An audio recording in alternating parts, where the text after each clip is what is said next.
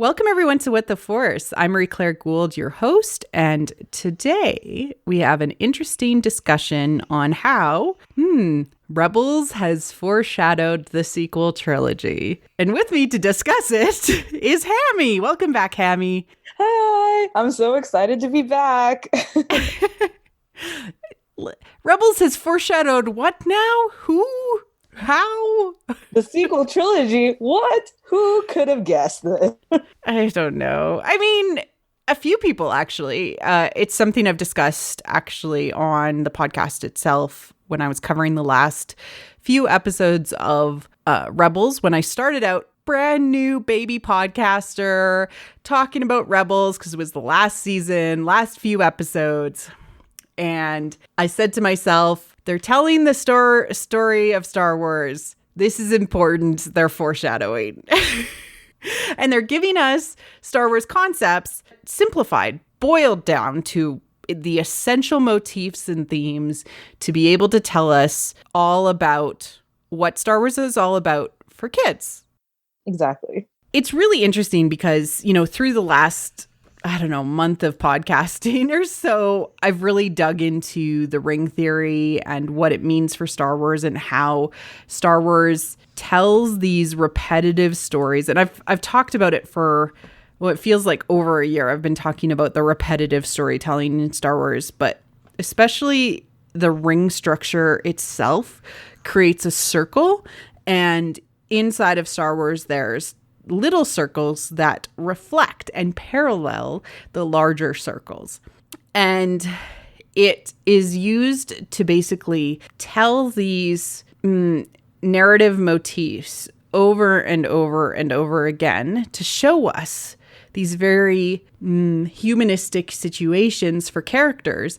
And sometimes each of them will be a little bit different. There might be, it ends a little bit different. There might be an extra battle that somebody has to face and that ends up having them fail.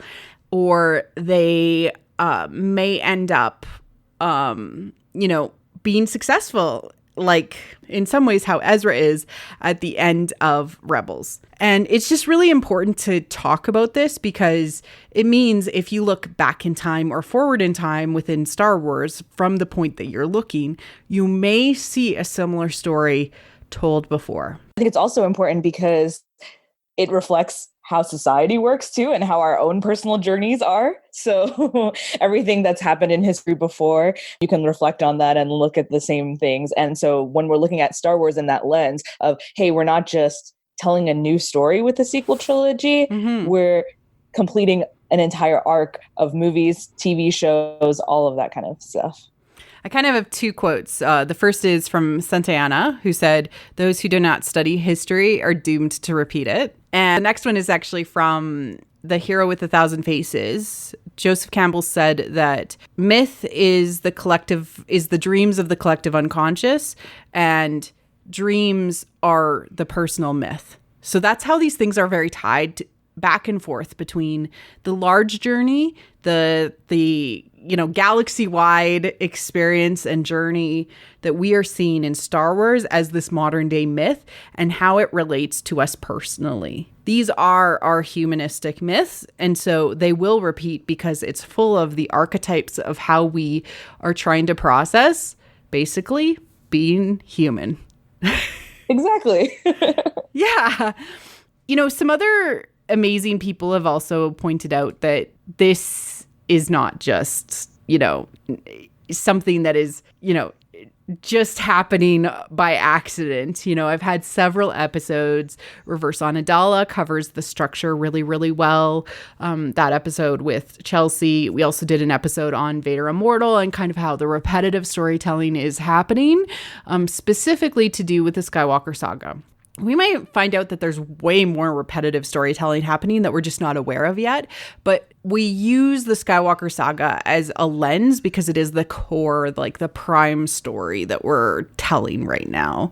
In the future, when we move past the Skywalker saga, it may be very, very different. I know, we'll have to wait and see how it all shakes out. But I think it'll still come back, connect to the stories that we've been telling. I can't imagine that it would change so vastly that we couldn't make connections and thematic repetition to what we're already seeing. Yeah, I think we'll still get it. Yeah, especially if they end up kind of telling the Sith and Jedi split eventually. That will itself be like a larger ring to the overall story itself, right? So the Sky Talkers themselves talk about how you can actually look to the future of storytelling in the animation. That's actually one of their big look to the animation for the future of Star Wars.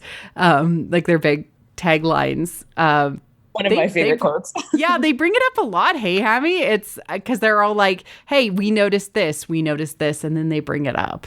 Yeah, really definitely. Great. Even when I was first becoming a fan and I was listening to you and then listening to them, it was just really cool because it was nice to find fans who didn't see the animation and the stories that were being told in the animation as separate from the main saga. That it's all connected. It's all one story, as we've been saying. So it's great to find those elements of where things that are happening in the animation, and we'll talk about it in full length with Rebels, how things happen in animation, and then you see them exactly the same, the saga, or a reflection of that, or almost a retelling of it, with, like you said, a ding or a different outcome. Yeah. It's like sometimes you almost have to squint, and then you see it very clearly in the overall narrative structure. It's really fascinating. So we're going to call out a bunch of those examples in this episode during this discussion, and I'm really, really excited to dig into it. But again, if you're looking for good recap shows, if you're just getting into the animation, Sky Talkers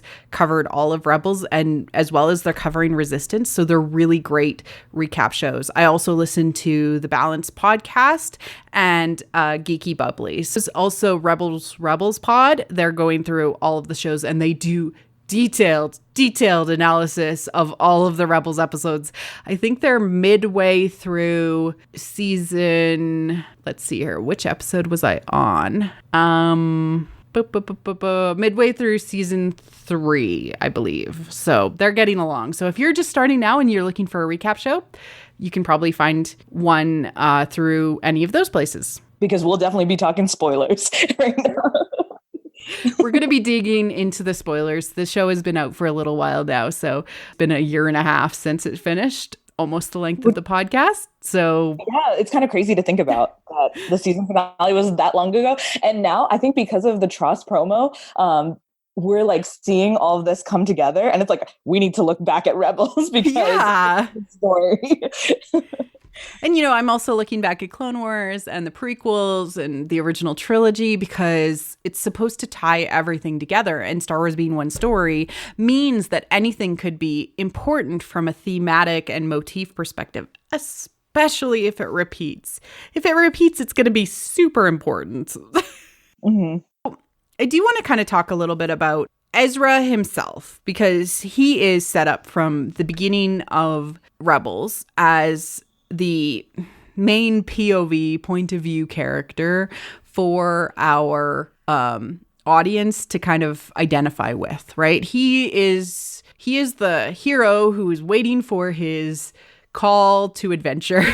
Yeah, he's kind of living a life, going through this cycle, kind of, which is what we all do, right? We're just working our grind and doing what we have to survive.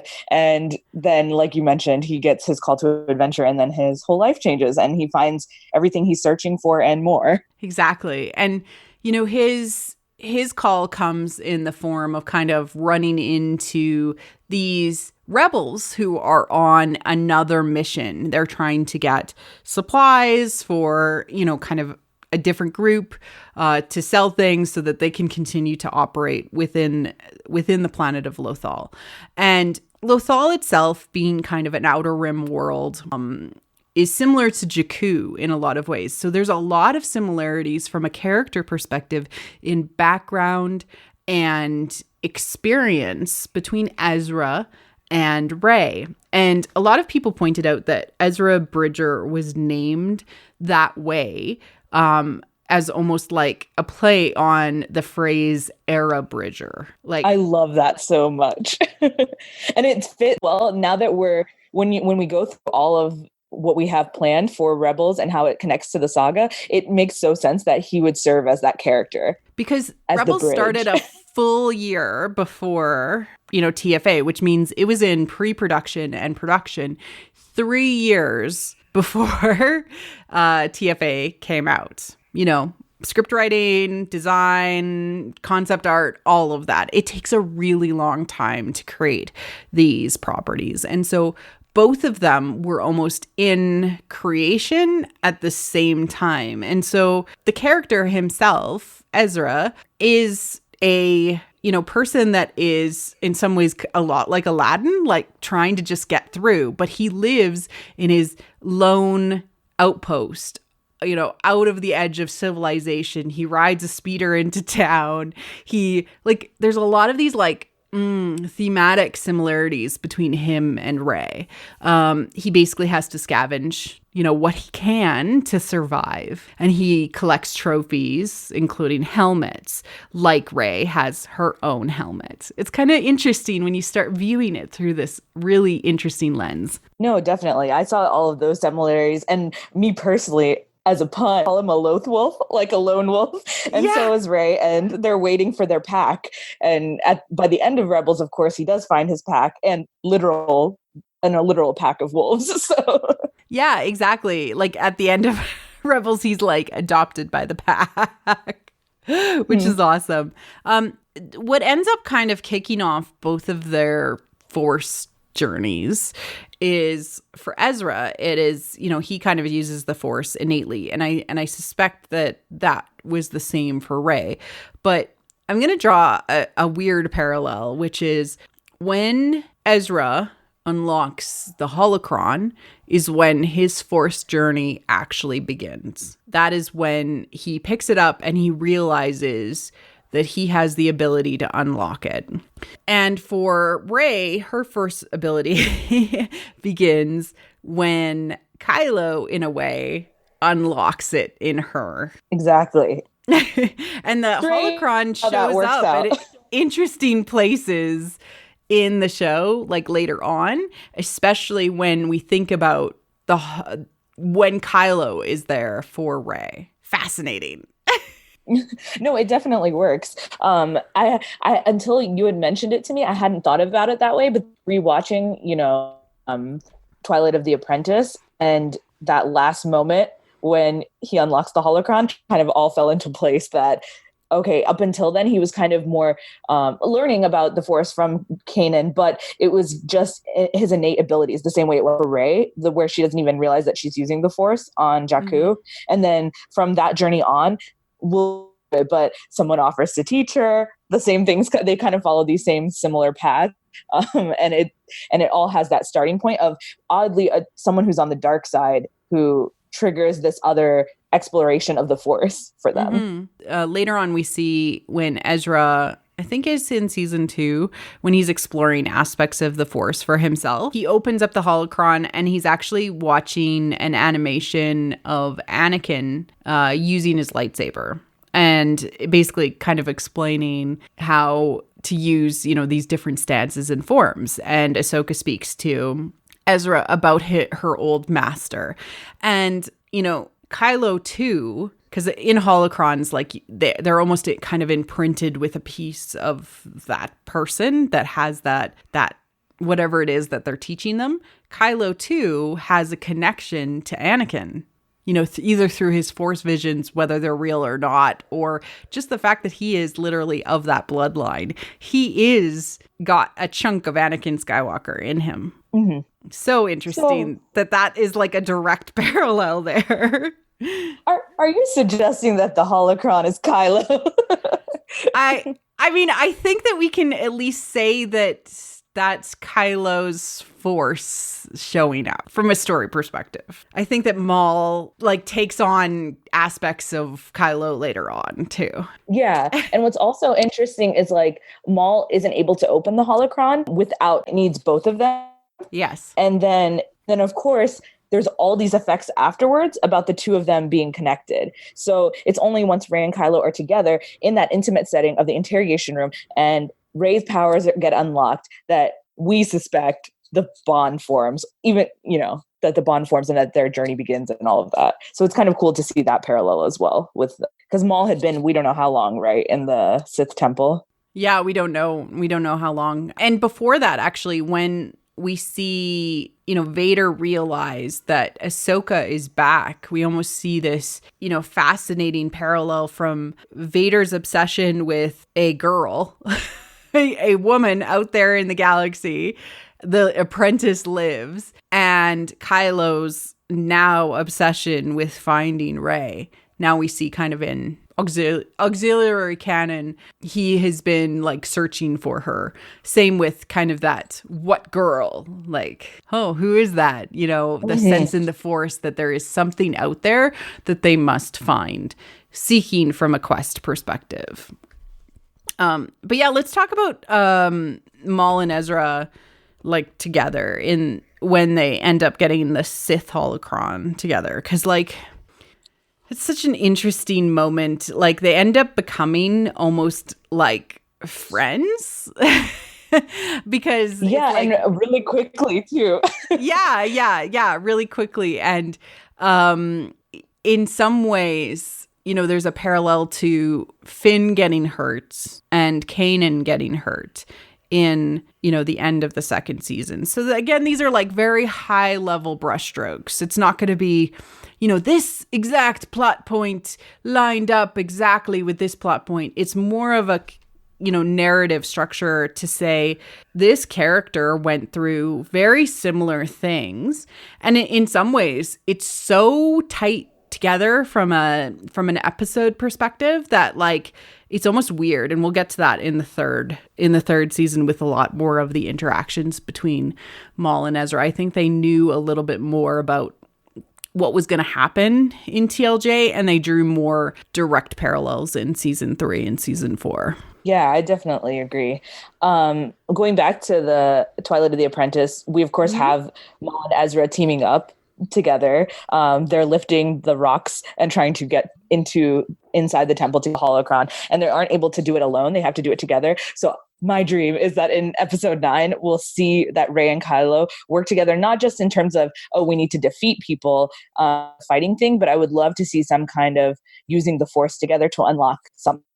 Yeah, we get that a lot more. Like there are two people it takes to do things. We get that theme a lot in Kanan and Ezra opening up the Lothal Temple, Ezra and Maul opening up the Sith Temple. It definitely seems like that's a repetitive motif that we'll see in the future, that it takes two to do the unlocking of sacred places. And I'm going to bring that up later, definitely.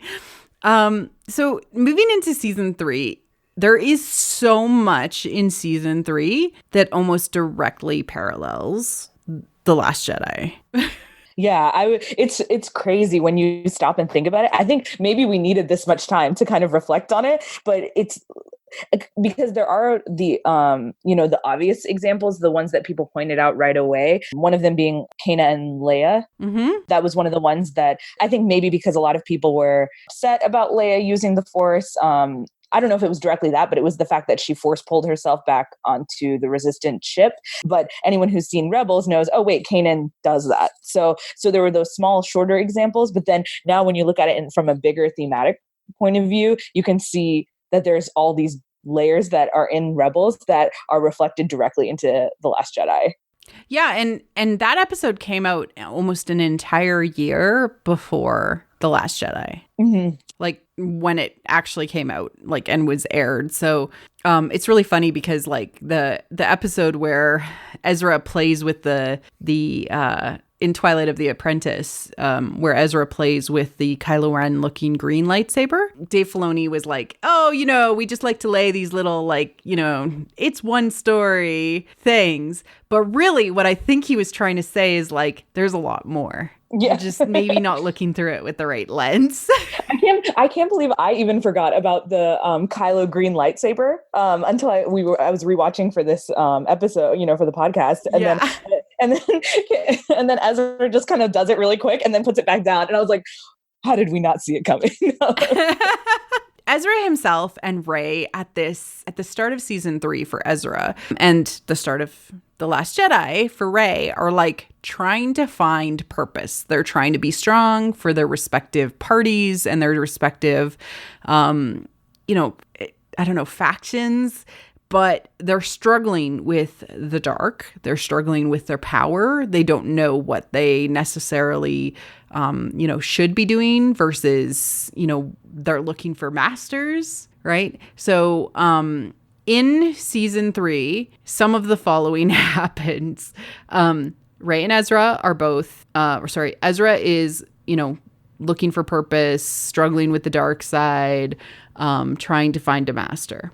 Ezra finds Bendu, who is this hermit in the middle of nowhere, who wants to be left alone. Who does that sound like? He says he doesn't want to get involved. I think he says it like multiple times. Yeah. Just reminds me of some other person in The Last Jedi. Yeah, who's almost given. It's Luke. It's totally Luke. And he's given up on, the Jedi, the Sith, we should burn it all down. We shouldn't prescribe to these things anymore. And Bendu's like, Jedi, Sith, I'm the one in the middle. Like, and Bendu himself is like literally this like gray, like monotone color. He looks almost like an anthropomorphized like rock tree. And when you look at Luke, he's like wearing all this gray material because he just like does not want to be anything but part of the island that he is in. He wants to blend in with the background, much like Bendu. No, definitely. Kanan and Ezra go to him several times. They have given over the holocron, the Sith holocron, and the Jedi one, so that they, Ezra's not tempted to use them. Or they've given over the Sith holocron because they've given over the Sith holocron because they don't want to. Kanan is worried he's gonna, go to the dark, and then Bendu himself is like, once you learn things, you can't take them back. You can't unlearn these things. Very much like Luke saying, this is not going to go the way that you think it's going to go, Ezra. Or sorry, to Rey. Luke saying that to Rey. Whoa, it's confusing.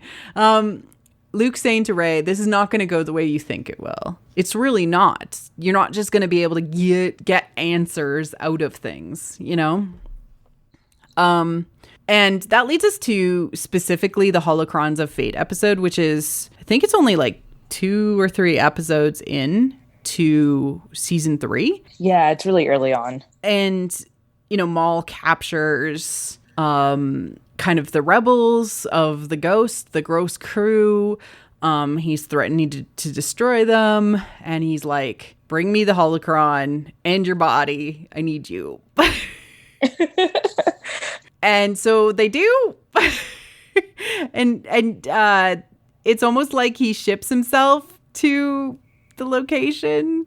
And we almost, like, there's a few episodes in season 3 that are like really big call outs to the Last Jedi, just, almost beat for beat with some of the experiences that they go through.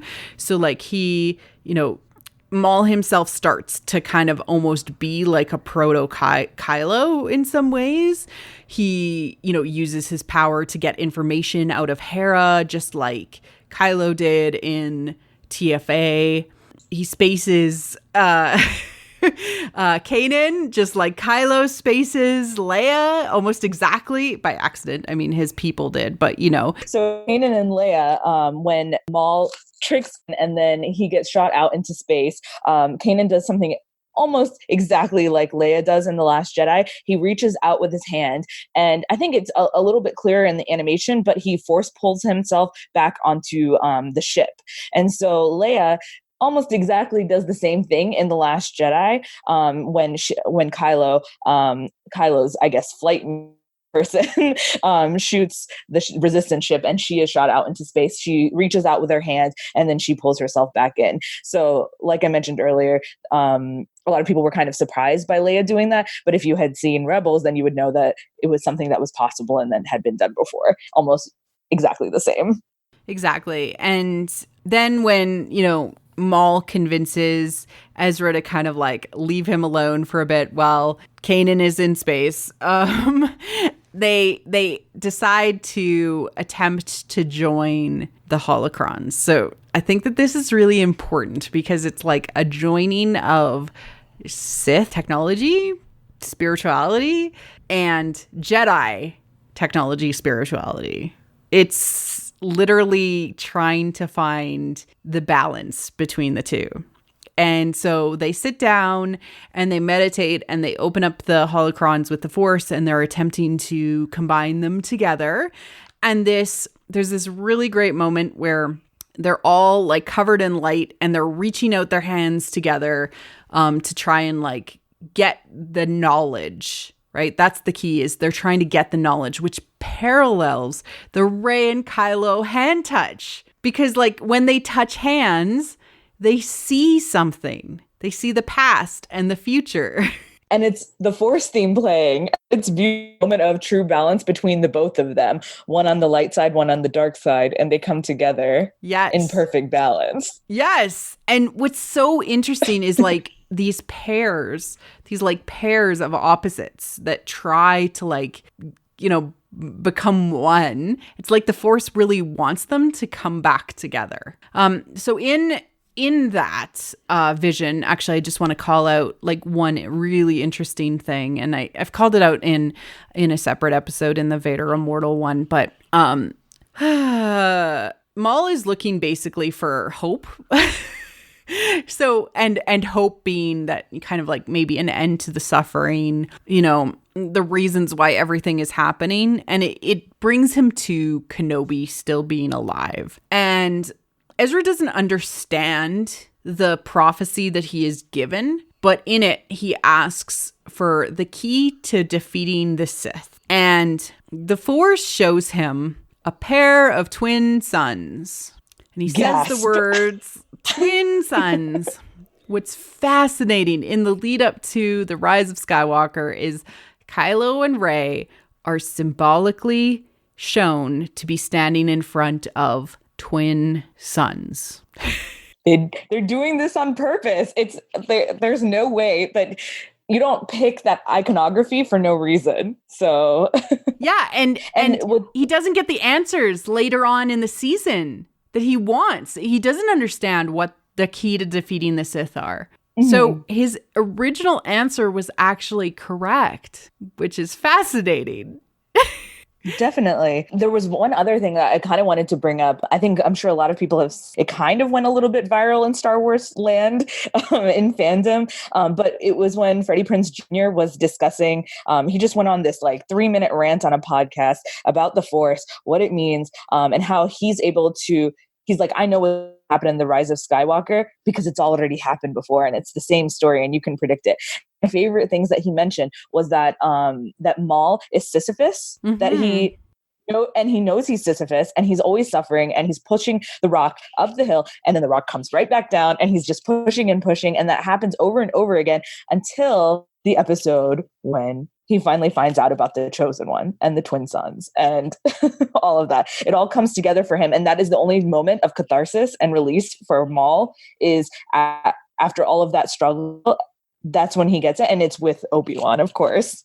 Yeah, and Obi-Wan is like his binary son. It's the thing that he's been chasing his whole existence from when he was caught in kind of the pull of the Emperor's black hole. Really, really interesting. Definitely. We kind of have to leap forward a little bit to Vision and Voices when Maul comes back and is almost haunting Ezra the way that Kylo and Rey talk to each other. Like they can appear in each other's spaces.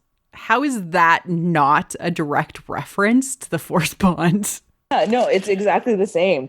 And, and even after The Last Jedi was released, there were still people who were debating whether or not Rey and Kylo had a Force bond almost to that point. They're like, oh, it ended, when and Rey shuts the door of the Falcon. It's over. It's done with. And it's like, no, guys, why would they be putting this an example of where a force bond is occurring between a dark side user and a light side user, and then it just leads to nowhere in the saga finale. So it's just crazy to think about that how early on, because this was season 3 that all of this was happening between Maul and Ezra. Again, a full year before The Last Jedi. Yeah, no, he has visions. He experiences this pull, and basically he thinks he's going crazy. Like, he thinks he's like losing his mind. And then Maul convinces him to go with him to Dathomir, to kind of this like primordial planet, his home, basically. And in that, we find out that using the Night Sister magic, he can brew a potion. This feels very witchy. He can brew a potion by which they can finish the bond and exchange the information and get what they are desiring. His hope, finding Kenobi, and Ezra, his key for defeating the Sith. The interesting thing that I want to just pull out, kind of call back to the Dark Union episode, is that this is something I didn't notice until after I had recorded Dark Union. But if we're talking about Tristan and Isolde direct parallels, the bond that they have in Tristan and Isolde is described as them both sharing wine, the poisoned wine that interlocks their fate going forward. No, that's exactly what I thought of when you reminded me of that Maul and Ezra ingest. I immediately, now all I think about is everything is through the lens of Dark Union. So if you haven't listened to that episode, you need to go back and listen to it. So as soon as I saw that, I was like, oh my gosh, that's Tristan and Isolde. Because I think the wine was meant for Isolde's betrothed, correct? Yes, then, it was meant to be shared with Mark. Yeah. Mm-hmm. Yeah. And then fate intervenes. Fate intervenes, and Tristan and Isolde, they share the wine and then fall in love. And in some ways, like the brotherly love that Maul is always seeking, he's always looking for companionship. That's like it's a standard thing for Maul. He's always kind of looking for a counterpart to balance him out. So he seeks that with his brother. But he ends up making the same mistakes over and over and over again. And I'm planning to record an episode with Katie Pohat Dameron all about kind of all of these Dark Force users that kind of lead up from a ring theory perspective to the redemption of Ben Solo. So that's gonna be awesome. Yeah, that'll be fun. I'm sure including my favorite character, Asajj Ventress. Yes, Asajj is also in there. It's Maul and Dooku, Asajj, and also including Anakin, and kind of how each step is almost like a step closer. And they all die in kind of compassionate embrace, in the Pieta form. Yeah, that's exactly all what die happens. with compassion, except for Dooku. Poor Dooku. I know. But he was kind of like, he died knowing that his master had betrayed him. But I mean, from a story perspective, with Dooku Jedi Lost, we do get a little, at least as readers and listeners, we get a little bit of compassion for Dooku too. Yes, we do. We do have compassion for Dooku. We should have compassion for these Dark Force users. They're people who are trapped by, the trick of the galaxy that, the suffering is actually meaningless. It doesn't have meaning. That's okay.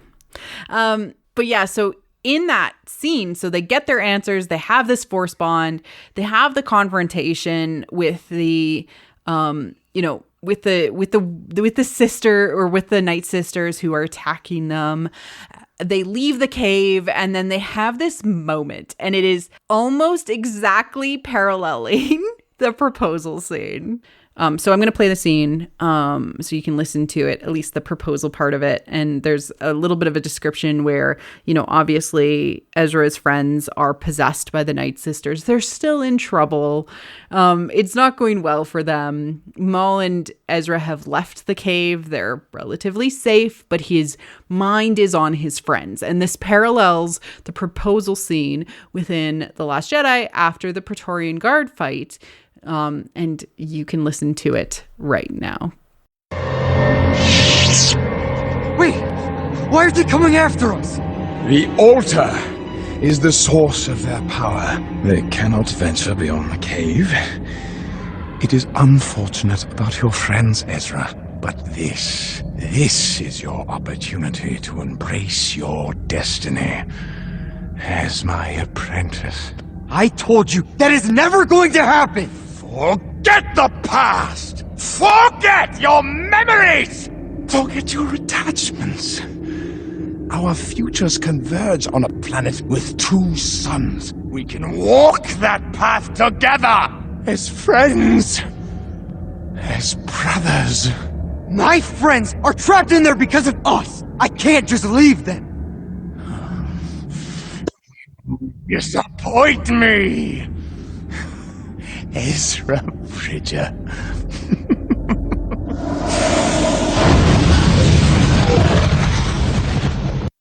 So it's not a direct parallel, obviously, with the words and everything like that, but the intention is the same. Ezra is looking to his friends, and Maul wants him to join him and, figure out the future together. He said forget both sides. Embrace your destiny. You're still holding on. Let go. Exactly. It is like the proposal scene, but from Maul. Like, it's wacky. It's getting wacky. What ends up happening kind of throughout the rest of, 3rd season are some really interesting kind of similar character motifs. We have a redeemed Imperial officer. We have basically Calisdemption happen. He turns sides. He ends up being recruited to become the new Fulcrum, and he fills the position and ends up kind of atoning over time for the mistakes of his past. And even up until the finale, like, some people still don't trust him. Like, it's really fascinating to see. So we might get a little bit of that too from a Kylo Bendentian perspective.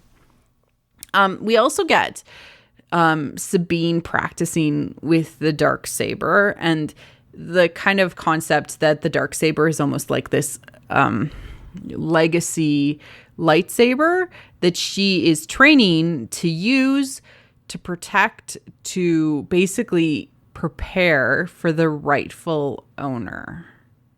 Really, really interesting stuff with the whole Mandalorian arc and the rite of succession that ends up happening with it. It's good stuff. I think that's the main motif. Maybe other people, maybe you see something more within that storytelling. I think it's great storytelling in general, especially when they end up going to Mandalore to have kind of free Mandalore from the different situations, and they're kind of helping the larger rebellion in general. But that's kind of the main thing that I saw. The other, I think, really, really important moment is the PETA moment that ends up happening with Maul, Ezra, and Obi-Wan at the end. And again, they end up forming this like triad in the storytelling. So Ezra and Maul are called to Tatooine because it's almost like the fulfillment of that prophecy. They need to see how it plays out. Ezra ends up having a really interesting conversation with Obi-Wan. I highly recommend that you go and watch that if you haven't watched it. It's like some of the best storytelling in Star Wars. And Ezra is convinced by Obi-Wan to leave because this is not his fight. This is not his time, which is so cool. And Obi-Wan faces Maul, and in almost like an act of mercy, he puts this suffering man out of his misery. And he not only does that, I mentioned it before, he not only does that, physically, but then also the hope and the goal that Maul was looking for, that like his final words are about the chosen one. Mm-hmm. After this vengeance and revenge that he's been on, he thinks that's what he was looking for. Was the chosen one. Yeah. Instead, it was the chosen one, and that he will avenge us. I think that's what he says, and it's just such a beautiful moment that even in that moment, like you mentioned, Maul is given a compassionate ending, and he no longer has that revenge in his heart when he dies. And this is where I think like the only way to end the eternal Star Wars is with compassion. That Ben, Rey need to put an end to the suffering of the galaxy, not through hate, not through destruction, not through killing, but through love. I agree. And I feel like all of these stories are leading to that moment. They aren't repeating these motifs and these themes and the same journey with these characters, just with different endings, for it all to come to a tragic ending of let's kill Ben Solo.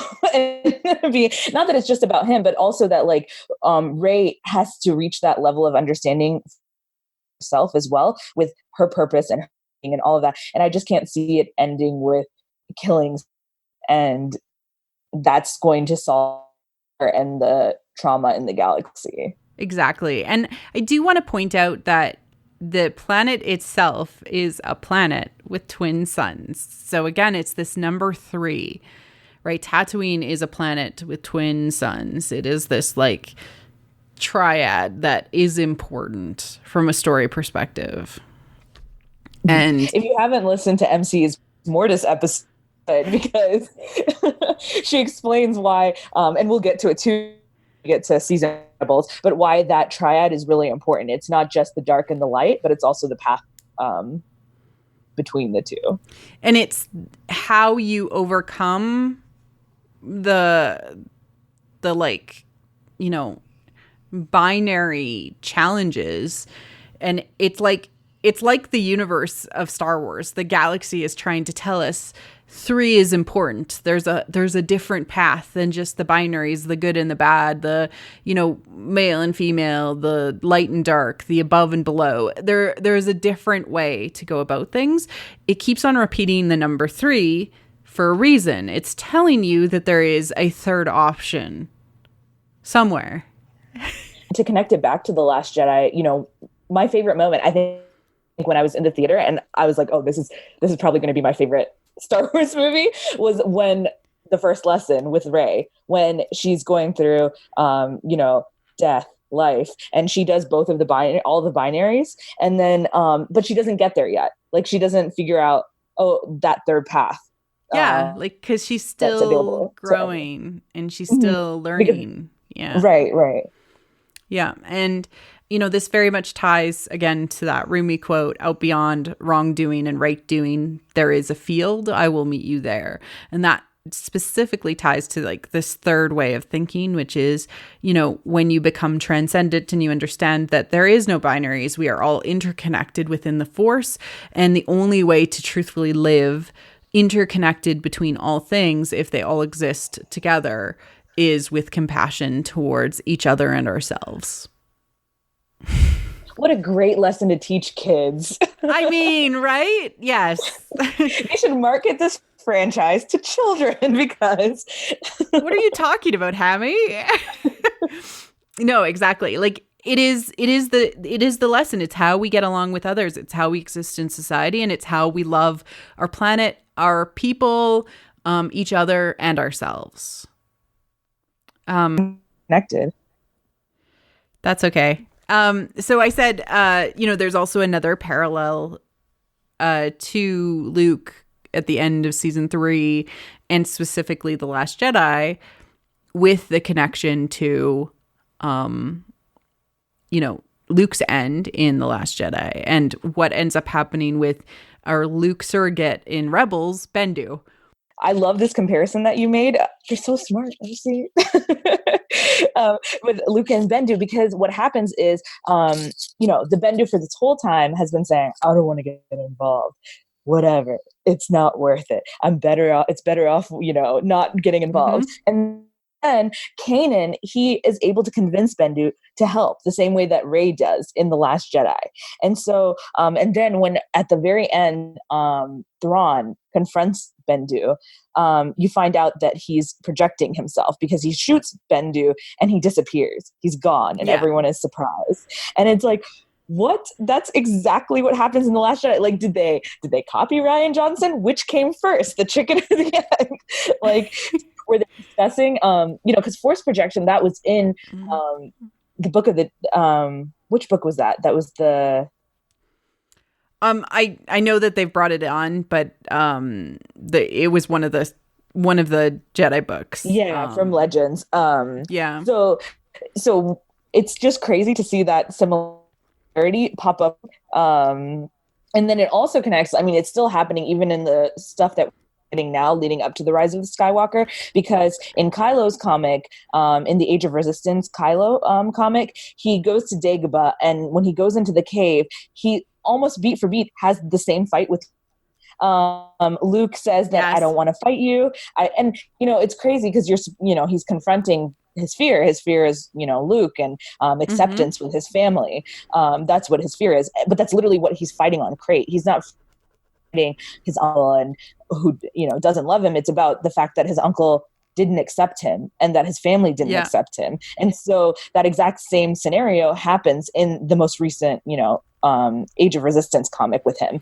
And so what ends up happening is he doesn't want to fight Luke, and instead he destroys the cave afterwards because he's not able to get that catharsis as we've been that he wants to get. And he doesn't get that at the end of The Last Jedi either.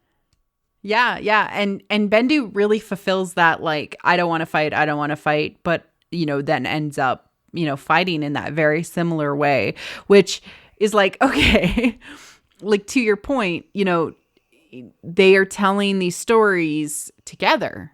It is one story. They're telling this story in a repetitive fashion. And again, it was almost a year before The Last Jedi came out. So, as our friends, the Sky Talkers, you can look to the future of Star Wars with the animation department. Exactly. Yeah. And like, it's one story. It's the repetitive storytelling.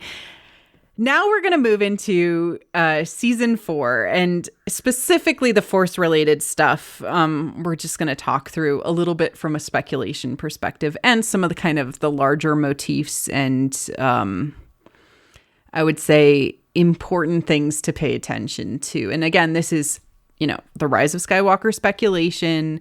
We kind of see some things that might end up becoming important, and we want to call them out. We don't know if we're going to be right, but there are some weird things that happen in season 4 that similarly to season 3 are like, they know. They know some things, right? Right.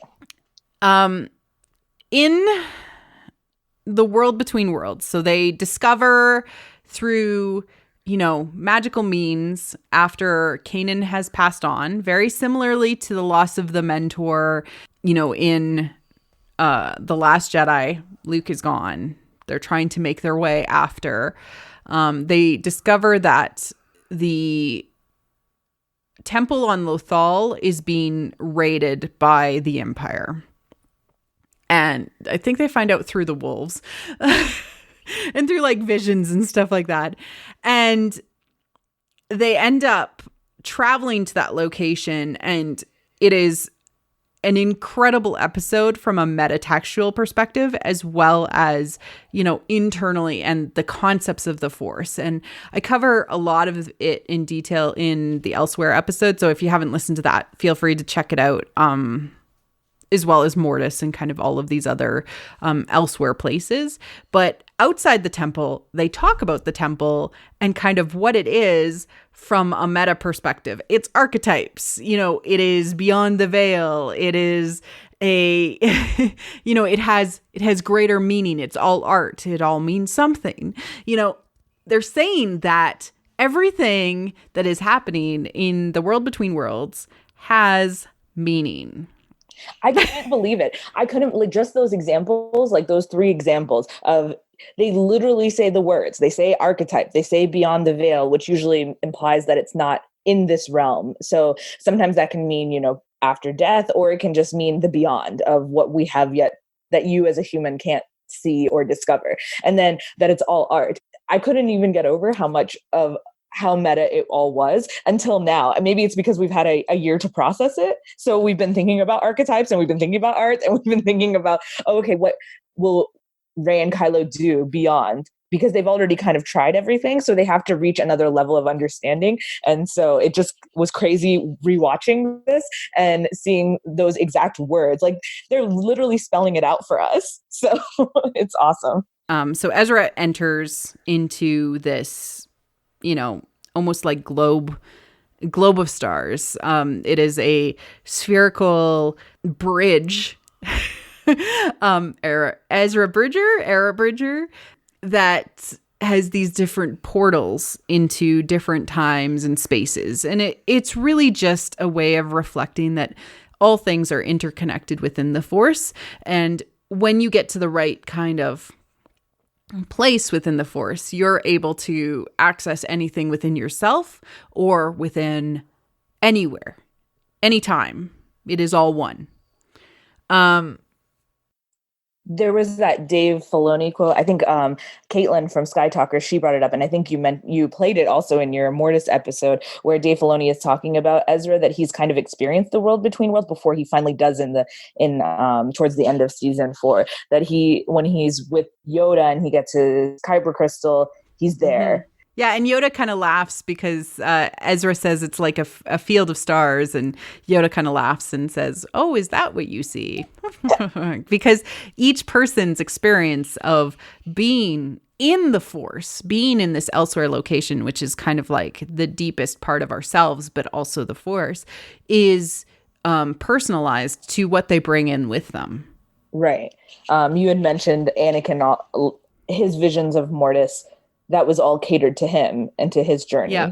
And so similarly, the same thing happens to Ezra. And we suspect the same thing will happen with Rey and Kylo, that they might not see world between worlds the way Ezra does. They might not be bridges, but they'll see some to them, hopefully.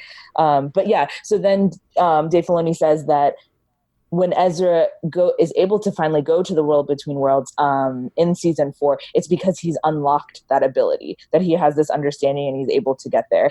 And so a big idea is that Rey and Kylo, they don't even know that they're experiencing the Force when they're having their Force bond and connections.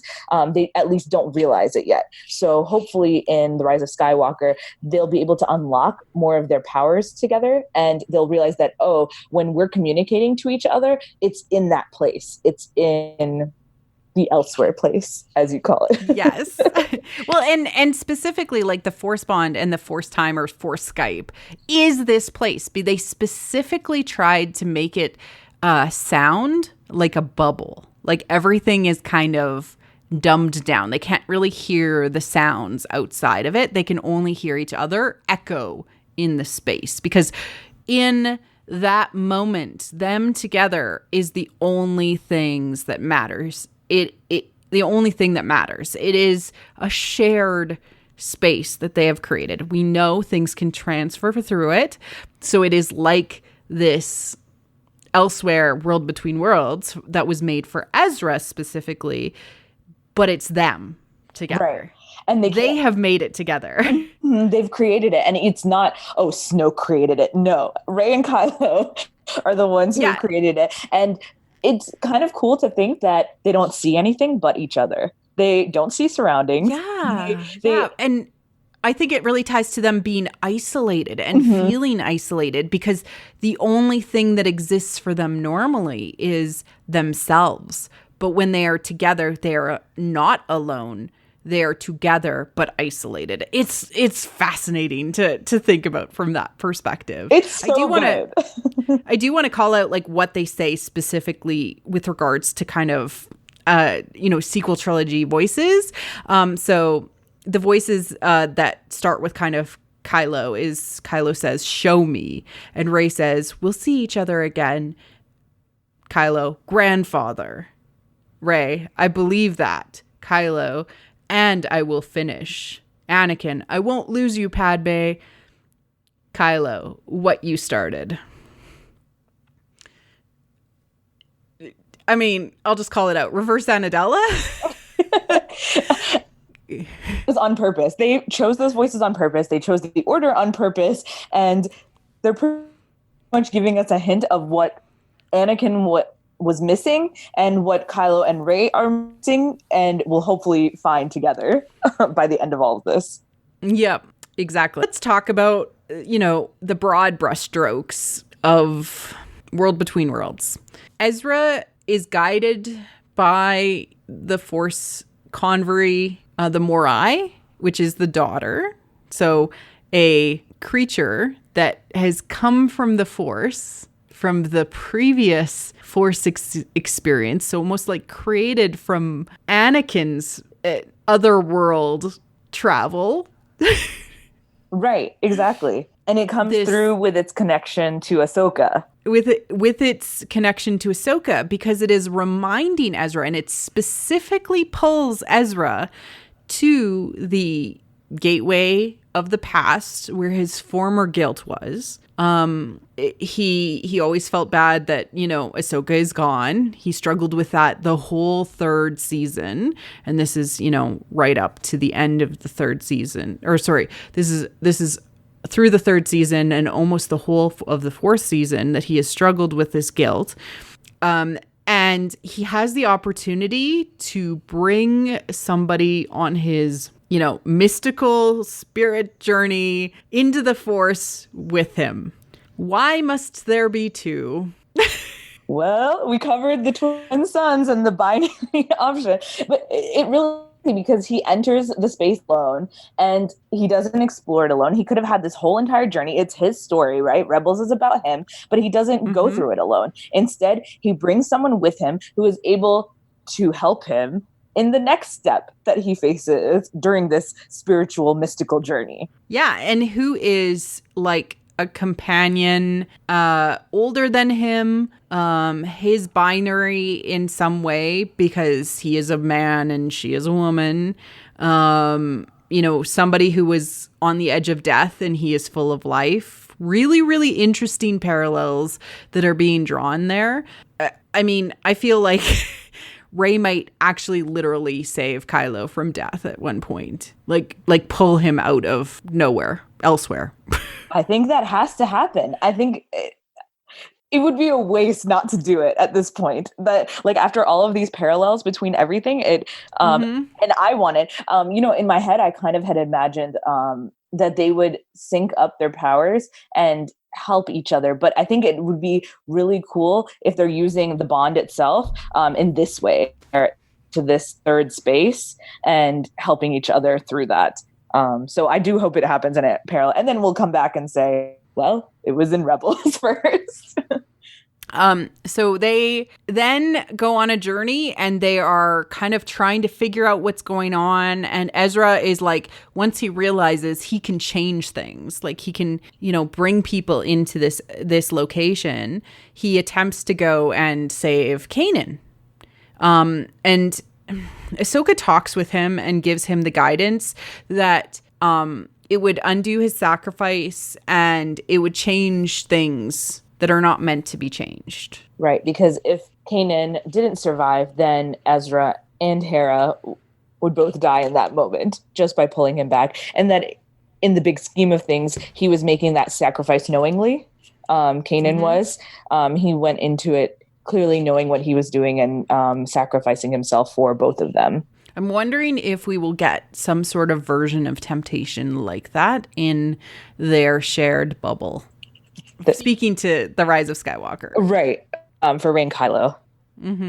I think you had mentioned that it could be that they try and bring back Han, or that some reference is made to Han. And it would be so powerful and moving. And if Rey is able to talk to Kylo about what happened, and he kind of avoids all the answers. It kind of felt, not satisfying in The Last Jedi. I think on purpose, that instead of answering Rey's questions, he almost just turns the tables back on her about her own issues. And so that thread is still left open for that he needs to kind of confront what happened and move forward. And that's the only way that he can move forward. Exactly. And then, after, stepping away from that temptation and the fear of loss of Kanan, the permanent loss, like he had an opportunity, but it was the permanent loss of Kanan. He sees, and from a metatextual perspective, we learn the scientist having the conversation with Sabine, your friend is not safe. The Emperor has his ways. Okay. And then the Emperor shows up. And so Darth Sidious shows up with his cauldron on the outside of a portal. We do not know when this is. Outside what are you of suggesting? the elsewhere. I'm just saying that we can't confirm when it is. Yeah. It could be any time that the Emperor exists. There's a really, really interesting quote that is said about this episode in one of the Rebels actually about this episode. And let me see if I can actually pull it up. Okay. You ready? I think this is the right quote. This is the right thing. You're going to love it. Is an expression of Palpatine's interest in arcane knowledge. What I love about this episode is that it actually exposes something that is not part of the regular Rebel mission, and it's not the known entity of what they're doing. What you get a little bit more understanding around is what the Emperor might be after in terms of furthering his own power. Not just about taking over control of the galaxy and ruling with order, but what other devious things he might be wanting to discover that sort of secure him as the ultimate power in the universe. What? Wait a minute. So he's just not wanting to rule politically? He might be wanting power spiritually too? Yeah. And that was Carrie Beck, who's one of the executive producers for Star Wars Rebels. What did you think of that quote? So he learns something from this experience. What is he after? He's after this location. He wants ultimate power, as always. Dave Filoni goes on later on in the Rebels Recon to talk about how he's kind of always after, the new thing that can get him all of the power that he's ever wanted and everything that he's ever lacked. I mean, the ultimate power would be controlling the Force, right? So that would be the goal. And he sees this as the pathway to that. As a pathway to that, yeah. And he fails to be brought into this location, right? He cannot be brought in. He tries to pull Ezra out. But then he realizes, I think, that two people are required to enter this particular location. Definitely. In that episode, in World Between Worlds, that's when he uses kind of like a force rope to try and pull Ezra back. And that obviously doesn't get him inside. So he realizes, okay, they're both in there. So I can't enter alone. I'm going to need another person to enter me. And that's the only way that I can hold this power. So who is his opposite in the galaxy, Hammy? Rey from nowhere. If you haven't listened to Dark Union, here's another plug. Go listen to Dark Union. Well, and I didn't even bring up all of this Rebel stuff in there because I really wanted to get the theory out, before I really had a chance to kind of think of the larger saga and the larger story. But it makes so much sense. And this is actually Ian's voice in this episode. Like, they pulled him into the studio, they got him to do it. I suspect that we're going to get some Clone Wars episodes with him in it, because they actually redid an earlier episode of Rebels where Sam Witwer had played the Emperor, and the connotations on the Emperor's voice changed a little bit. yeah. Which is really cool. And we were all wondering, why did they bring him in? I think they were, recording probably for Clone Wars. And in some ways, I think they were probably recording for The Rise of Skywalker. He was already in the studio. So we think in this moment, in World Between Worlds, Palpatine something. He learns that he can't end elsewhere by himself. He needs another person. He tries, we're going to get there, but he tries with Ezra. But he disregards Ahsoka. He doesn't try with her. She is supposed to be the symbol of the daughter. So perhaps in the next iteration of all of this, he will try with the daughter. And I love that you pointed this out in the notes, so I'm going to let you say it.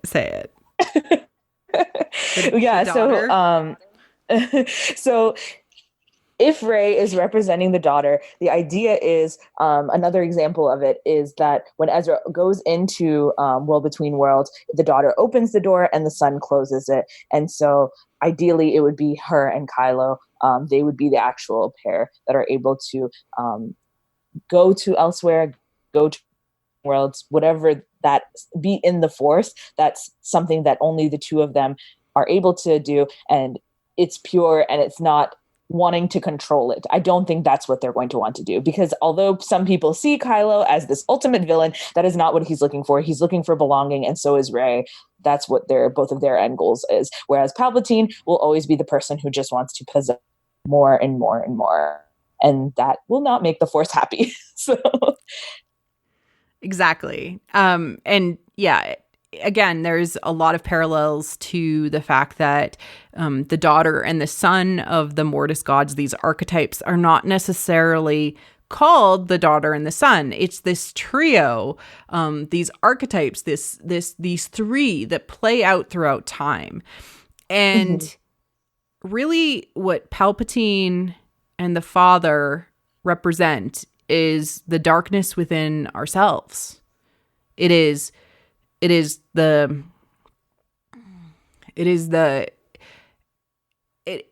shadow. It is the thing that we're always trying to struggle against. And the only way that we can move past that is by finding the balance within ourselves and finding the third way that is out beyond selfishness and selflessness. We move towards the self. Slow clap. Beautiful, beautiful. There's another moment, that I really do want to bring up for season 4, which could definitely play in, which is that Ezra is captured. So Rey is captured potentially, and he is led to a kind of a room with a piece of the temple in it. And in some ways, this is like the temptation, the final temptation before Ezra must do what he knows needs to be done, which is kind of save his whole planet. If the planet is like the galaxy, that is what's happening. Yeah, no, that's exactly how the parallels would work. And what's also interesting now is the shape and the piece of that temple also is really interesting. I noticed that too as well when I was rewatching it. But yeah, so we know that Palpatine has learned from World Between Worlds, from that episode. He's learned that he can't just pull Ezra. He has to go in with Ezra. And he does that. He literally tempts Ezra with his family.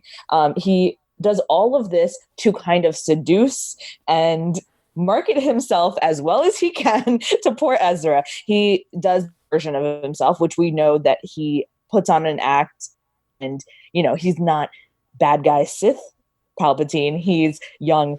Oh, this guy would never hurt you. This person is someone who Anakin could trust. Now someone who Ezra could trust. That's what he's trying to portray. So he makes himself like the gentle, kindly father type.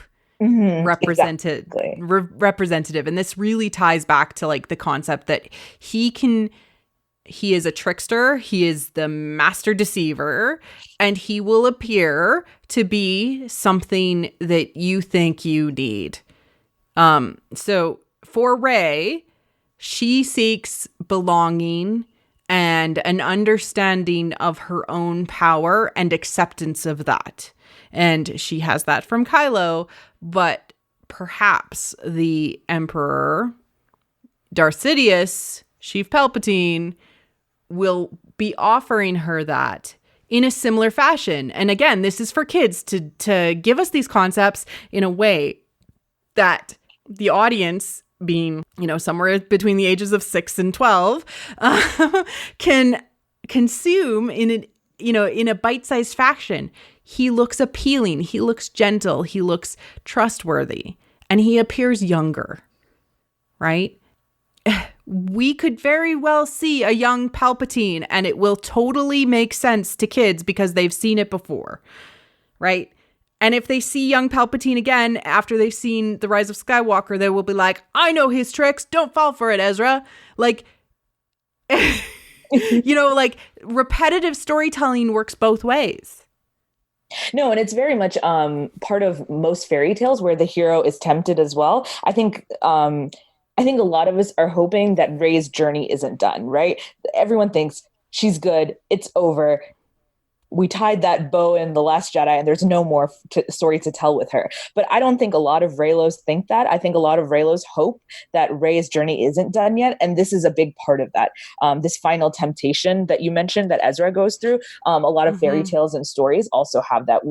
The true villain is offering you something that you've been looking for this entire time. And you become the hero when you know everything that you need to know and you reject that temptation because you've achieved enlightenment, and that's what your end goal is. And we're all hoping for that with Rey. And as a joke, I know you said young Palpatine. If it's Matt Smith, I think everyone will give you credit for that. Well, that was actually my friend Raven Maiden, who I let listen to the I ran the theory past before I recorded it, and she was like, oh my God, what about Matt Smith? And I'm like, okay, yeah, that could be the thing, because he kind of looks like him. I love her. She should give her a shout out. She's awesome. Again, this is like giving the woman, the maiden, what she wants so that he can control her power. Okay, so what else does Rey want other than belonging and, obviously a hot piece of Kylo, to love her, which, maybe Palpatine thinks, oh yeah, I could totally be that for you. Barf. She wants, the suffering of the galaxy to end. So maybe the temptation that he gives her is like, join me and I will let you, bring an end to the war, to the Star War. Yeah, I think that definitely could be it. All the suffering, all the pain that everyone's been going through, he could be the path. At least he paints himself as the way. As the path, yeah. Especially if unfortunately, if Kylo is if they're still butting heads, or if they're not completely on the same at that moment. And I think they won't be. For this to work, they would have to be a little bit not in agreement. So that could be something that he offers. And then we see it with Ezra. Palpatine offers him his pen. So that, I don't know if that would be something that Rey would still be strong. I suspect so. That she wants to find out about her parents, or something with her parents could be brought back again. Yeah, they brought that up quite heavily in this episode with Ezra. Like, the temptation to go back and actually be with his parents was there. They were just beyond the veil, right? Yeah, and I love. Since I was a Harry Potter fan before Star Wars, that's a big part of it, right? A big moment in Harry's journey is when Sirius passes through the veil. And of course, he just wants to reach out and grab him because he's just right there, right? He's right beyond it. And of course, Lupin has to stop him, and he you can't go beyond that. And so the same thing happens, I think, with Ezra. It's almost exactly the same, because he reaches out and his parents are reaching out, and you really think he's going to go for it. And then he denies the temptation, and he doesn't give in to it. Yeah, and So he I think- learns, like, you know, he learns the meaning of sacrifice, and he learns the way to save his planet.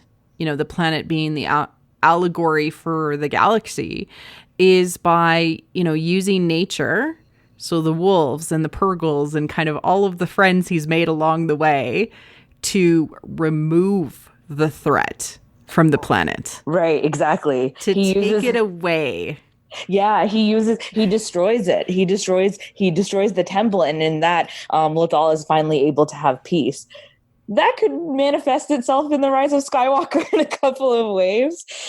Like, and he uses the purgle, the like these forces of nature and the wolves themselves, you know, as tools and instruments. So he almost uses the planet itself and also the purgle of space to take the Imperial attack fleet away. He takes them elsewhere. Mm-hmm. He takes them elsewhere. Yeah, we don't know where they are right now, because they are beyond, supposedly. Yeah, exactly. He like literally removes them from the equation. And maybe that's part of it. Maybe that's what happens to the Emperor in the end. Rey removes him from the equation, very much like the end of Avatar: The Last Airbender, The Legend of Aang. Like, instead of killing the Fire Lord, he removes his power to hurt other people. Because you can never truly end the endless suffering through death. Yeah. I think that ending with Palpatine, I think it will be really unique. I don't think it will be, at least I hope it's not, oh, Rey and Kylo fighting, you know, till he dies, you know, just stab. Much more meaningful to have a different kind of ending that would align with what we've seen before in Star Wars. Exactly. Yeah, no, I very much hope for that too. And it's, I don't know. I hope that you've come along on this journey with us. We got to the end of Rebels and we certainly speculated a lot on what will happen in The Rise of Skywalker. I'm sure it's going to blow us away even more than some of the things that we pointed out. But our point is that Star Wars is telling us this repetitive story, these motifs, this narrative structure, these character journeys are important. So it's really valuable to actually like kind of pay attention and be like, hey, why this story? What is the story telling me that's beyond just this story? Not that it's not okay to just enjoy the story. That's perfectly okay. But if you're looking for, hey, why is this important to Star Wars and why is this important to me? Paying attention to the repetitive storytelling really does help. Yeah, definitely. I agree. The connection adds layers to your own understanding, but then it also makes everything a lot more meaningful, that these choices are made purposefully and by the writers or the creators, producers. It's not, you know, Palpatine isn't just thrown in there just to be thrown in there. He is brought back because there's questions that need to be answered that were not previously answered. There is a missing open wound that still needs to be healed, and the galaxy itself has to have a response to Sheev Palpatine. And I think we'll definitely get that. I think, so from what we've seen, it will be the entire galaxy. Well, Rey and Kylo, they'll obviously be the Force part of it. But I think on the Resistance side, a lot of people they probably didn't expect to come together will be coming together to fight against Palpatine and his forces. So it's going to be great. It's going to be exciting. And we've all seen this story before. So as Freddie Prinze Jr. said, yes. Yeah, I couldn't believe it. He was like, I already know what's going to happen because I've seen what's for. And I also love when he said that the Force decides. It's not about, you know, obviously Rian Johnson we love, and he says, you know, the Force is not a power that you had. Freddie pretty much wrote that again and said it's not about who's trained harder, all of that. The Force decides. The Force is what decides who wins and loses. So exactly. Well, thank you, Hammy, for coming on the show and helping with this crazy discussion of how, oh, hey, we already know lots of stuff because they told us before. We just didn't know we needed to pay attention conversation. No, it was great. Thank you so much for coming up with this idea. And then it was totally worth it. I know I think all of us theorizing had noticed small parallels, but to put it together into this big structure and see, hey, it's all connected to the Force. Everybody's journey is repeating. It's just crazy to think about like this. So yeah. And it really does help you to be like, okay, what is Star Wars trying to tell us from a meta perspective? And, how can we take a little piece of that home with us? Definitely. So where can people find you online, Hammy, if they're looking for your supreme knowledge and memes? Both. I have to. You have to be balanced. You have to. If anyone wants to follow me, they can follow me on Twitter. I am Balanced Padawan on Twitter, and so you will see simultaneous tweets. Me responding to MC with theories and ideas and mythology, but then right after a silly meme. So thank you so much for having me on again. It was so much fun. I can't wait for the next 2 months. I'm so excited. I'm so excited too. Thank you for listening to What the Force. I'm Marie-Claire Gould, your host. Our music is the What the Force theme, orchestral music by Christy Carew for What the Force. We have a Patreon at patreon.com/whattheforce. We'd like to thank all our patrons, especially those who love What the Force. And for those patrons obsessed with What the Force, Melody, Night Huntress in Wild Space, Susan, Jessica, Cassandra Corvid, Brad, Black Eyed Lily, and Anna Perez. Make sure you like and subscribe on YouTube or leave a 5-star review on iTunes or other pod apps. It helps people find the show.